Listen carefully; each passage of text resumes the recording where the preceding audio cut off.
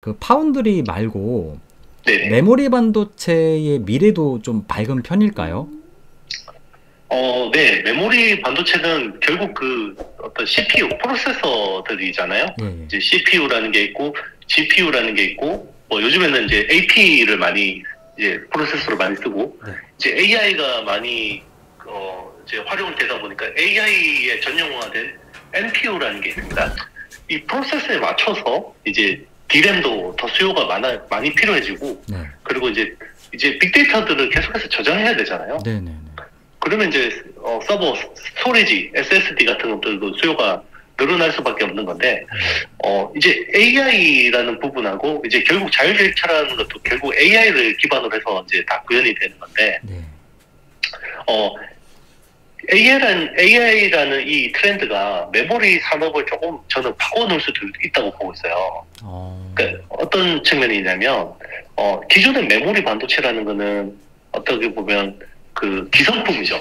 표준화된 제품이잖아요. 네, 네. 네, 다 표준화되어 있는 건데 지금 프로세서 같은 것들은 다 특화된 거잖아요. 네. 특정 업체가 설계를 하면 거기에 최적화해서 만들어주는 게 파운드리인데 메모리는 뭐 삼성 거를 쓰든 SK 하이닉스 거를 쓰든 마이크론 거를 쓰든 상관없죠. 네. 다 똑같잖아요. 그죠? DDR4 이런 표준으로 돼 있는 건데 AI에 최적화된 메모리도 계속해서 필요해질 수밖에 없고 그러면 그거는 특화된 메모리 반도체에 대한 수요가 필요할 수 있다고 생각합니다. 그래서 뭐 그런 AI에 최적화된 뭐 대표적인 게 요즘에 엔비디아 그 고성능 AI 칩이 H100이라는 게 있는데요. 거기에 맞게 SK 하이닉스의 하이 밴드위스 메모리라는 HBM3를 그냥 D램으로 쓰거든요. 굉장히 어떤 속도를 굉장히 빨리 할 수 있는 그런 메모리이기 때문에 이제 이런 것들을 쓰기도 하고 그 애플 M1이나 M2 같은 그 프로세서 옆에 보면 D램을 이렇게 길쭉하게 해서 옆으로 붙여놨어요.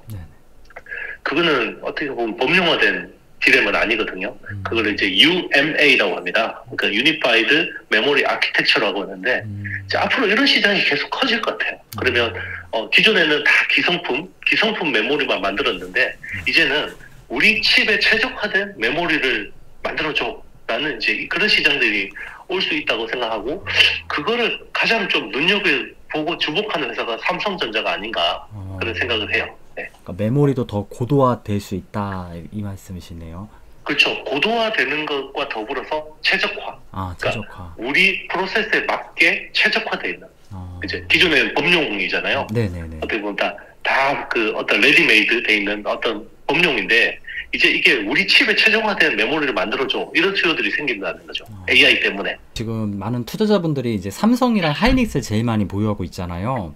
네네. 별개로 반도체 관련돼서 좀 뭔가 대표님이 주목해보고 있는 그런 반도체 주식들이 있으신가요? 일단은 제가 그동안에는 삼성전자하고 SK 하이닉스의 주가가 굉장히 비슷하게 움직였습니다. 이게 물론 폭은 조금 다르긴 하지만 거의 동조화돼서 움직였는데 앞으로는 내년에는 아마 이게 디커플링 될 가능성도 있다고 보고 있어요. 그 이유는 결국 재무적인 이유 때문인데요. 재무적인 컨디션 때문에 그런데 만약에 투자의 관점으로 서플라이 체인을 만약에 그 장비나 소재, 부품 이런 쪽을 본다 그러면 삼성 쪽 서플라이 체인을 보시는 게 나을 것 같습니다. 아무래도 그 고간에서 인심 난다고 해서 그렇죠. 삼성이 현금이 많으니까 투자할 여력도 많아질 거고 그러면 그 투자를 하게 되면 거기 장비를 수주를 받게 되고 부품도 납품하게 되고 소재도 납품하게 될 가능성이 높아지는 거죠. 그래서 지금은 삼성 쪽 서플라이 체인, 그 삼성의 밸류 체인에 있는 업체들을 보는 게 좋을 것 같고 그런 회사들을 계속해서 유심히 보시면 약간 이런 어려운 가운데서도 투자 아이디어들이 좀 많이 나올 수 있다고 보고 있어요. 그리고 이건 매일 드릴 질문 같은데 이 중국의 반도체가 막 위협이 될 거다 이런 전망이 많잖아요. 네네. 네, 이건 어떻게 생각하고 계세요? 그러니까 정말 중국의 무서운 점은 그 끊임없이 현금을 기업들한테 그냥 주는 거잖아요. 그러니까 예전에 스타크래프트 해보셨나요? 네네. 네네. 거기 보면 무한미네랄 가지고 있는 상대하고 나는 유한 미네랄이면 결국 내가 이길 수가 없잖아요. 그죠, 그죠. 그렇죠. 네. 중국은 항상 그 무한 미네랄이거든요. 그러니까 이 대규모 장치 산업이라는 거는 수조 원 수준의 어떤 투자를 하고 그 투자를 통해서 기술을 고도화해서 수율을 높여서 시장에 진출해야지 그거를 이제 경쟁력으로 살아남을 수가 있는 구조잖아요. 네네. 네, 그 보통 반도체라는 게 원가가 보면 이 감가상각이라는 부분이 거의 50% 60%거든요. 네네. 그러면 수율이 낮으면 내가 설비를 만약에 몇 조를 투자했으면 이게 수율이 안 나오면 이거를 회수를 하지 않으면 살아남을 수가 없는 구조인데 중국은 정부가 무한 미네랄을 제공해주기 때문에 수율이 낮아도 계속 생산합니다. 계속 생산을 해서요. 계속 저가를 뿌려요. 이제 처음에는 품질이 낮으니까 시장이 올라오는 한계가 있는데 제조라는 게 계속 만들다 보면 기술이 좋아져요. 그러면 어느 순간 그걸 가지고 막 시장에다가 가격을 뿌리는데 삼성은 감가상각이라는 게 있기 때문에 가격을 많이 낮출 수가 없는데 중국 업체는 감가상각이 없기 때문에 가격을 굉장히 싸게 팔아도 남잖아요, 회사가. 그런 구조가 돼버리면 그 시장이 블루오션, 그 레드오션화가 돼버리고 그러면 기존 업체들이 그냥 시장을 철수를 해버리거든요. 그게 대표적인 게 이제 LCD 같은 산업에서 이제 그런 일이 벌어졌는데 아마 반도체에서도 가만히 놔뒀으면 그런 일이 벌어졌을 것 같아요. 메모리 반도체도. 그런데 이거는 좀 다른 게 미국이 반도체 같은 경우는 자기들의 어떤 그 기술 주도권이 걸려 있는 상황이다 보니까 LCD 때와 다르게 중국을 이번에는 기술 가지고 혼내준 거죠. 그러면서 이제 중국의 기술 진보가 한 10년, 최소한 10년은 딜레이가 된 것 같아요. 그러니까 만약에 미국이 제재를 안 하고 그대로 놔뒀으면 굉장히 우리한테 위협적이었을 것 같아요. 근데 네, 그런데 네네. 이 제재가 좀 생각보다 길게 되게 오래간 이어지겠죠? 네, 그럴 수밖에 없을 것 같습니다. 그런데 이제 중국 입장에서도 결국 그 첨단 장비를 살 수 없으면 살 수 있는 장비를 가지고 어떻게라도 만들지 않겠습니까? 혹시 저기 북한의 목탄차라고 들어보셨나요? 아니요. 그 자동차는 기름으로 가죠. 네네네. 네. 그런데 이제 북한이 기름이 수입을 막아버리잖아요. 네네. 그러면 기름이 민간에는 이 기름이 풍부하지 않으니까 자동차를 못 굴리니까 이 나무를 떼서요. 자동차가 움직입니다. 전기로. 그게 이제 목탄차라고 하거든요. 네네. 네.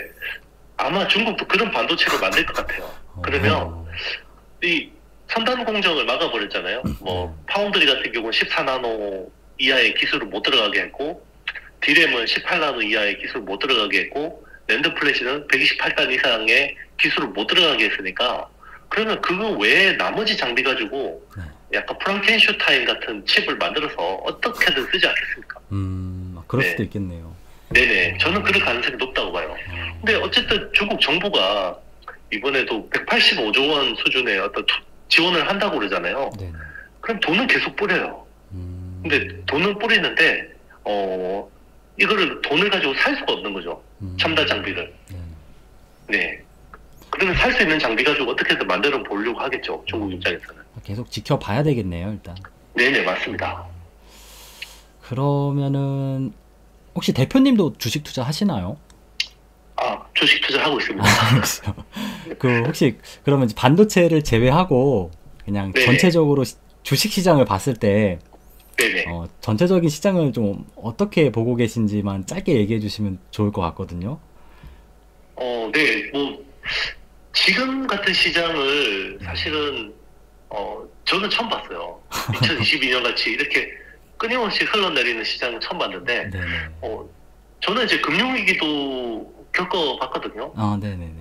그런데 그때도 이렇게 긴 시간의 어떤 조정은 아니었는데, 아주 오래 시장에 계셨던 분들한테 이제 좀 선배님들한테 물어보니까, 2000년 초반에 딱 이랬다고 하더라고요. IT 버블이 꺼지고, 이렇게 긴 어떤 조정이 이어지니까, 한 1년 6개월, 2년 정도가 이제 계속 흘러내렸대요.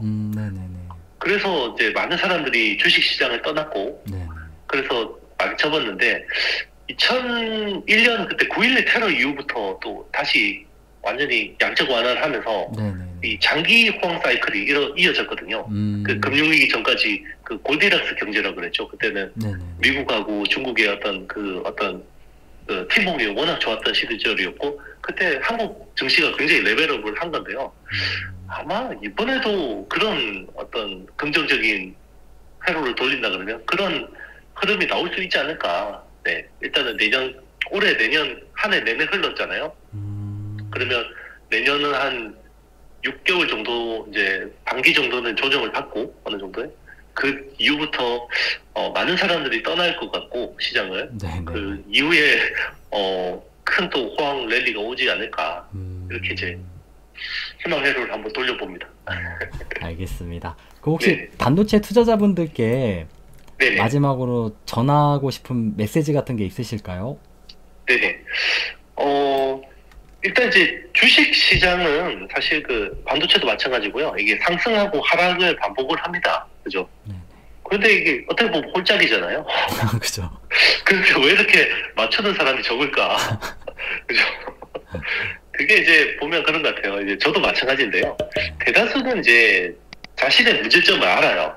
네. 네, 아는데 고치는 사람은 드물죠. 네, 그래서 보통 보면 이렇게 100억 이상의 자산을 버신 분들을 이렇게 만나보면요. 네. 그 사람들은 똑같은 실수를 안 저지르려고 굉장히 노력을 하시더라고요. 뭔가 자기가 투자 판단을 잘못했으면 그거를 굉장히 어떻게 보면 약간 편집점적인 증상일 정도로 굉장히 뜯어보고 그거를 고치려고 하더라고요. 네, 이게 저도 금융위기 때 그때는 이제 사회 초년생이었는데 네네. 그때 삼성전자가 40만 원까지 빠졌거든요. 네네네. 네. 그래서 제가 그때 7주를 샀어요. 네. 300만 원에 샀는데. 근데 이제 45만 원에 홀랑 팔았거든요. 그래서 친구들하고 기분 좋게 술을 마셨는데 네. 그게 순식간에 200만 원이 가더라고요. 와. 그럼 지금 50분의 1 분할했으니까 지금 가격으로 한 8천 원에 산 거거든요. 주당. 그쵸. 그거를 이제 어떻게 보면 젊은 나이에 중요한 시드머니가 될 수 있는 자금을 그런 식으로 날린 거죠. 지금 똑같을 것 같아요. 이게 아마 지금 어떻게 보면 코인이나 주식 쪽에서 굉장히 많이 이제 좌절하신 분들이 지금 약간 제가 그때 했던 어리석은 행동을 하고 있지 않을까 생각하고 있고요.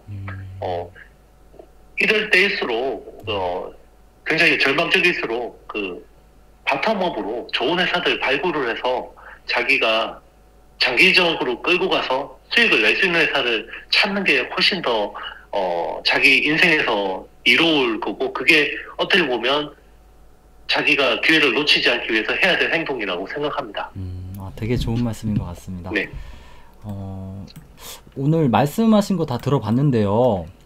네네. 서적에 대해서도 같이 좀 말씀해 주시고 인사드리면 될 것 같거든요. 네네. 네네. 일단 이제 저는 IT 분석을 주로 하다 보니 이 반도체 쪽이 아무래도 비중이 제일 크죠. 네. 그래서 이제 반도체 책을 여러 권을 읽어봤는데요. 네. 재밌게 끝까지 읽은 적이 없는 것 같아요. 어려운 게 많은 거. 네네, 어렵고, 저는 이제 웬만한 내용은 다 이렇게 알고 있는데도 불구하고 재미가 없어요. 그래서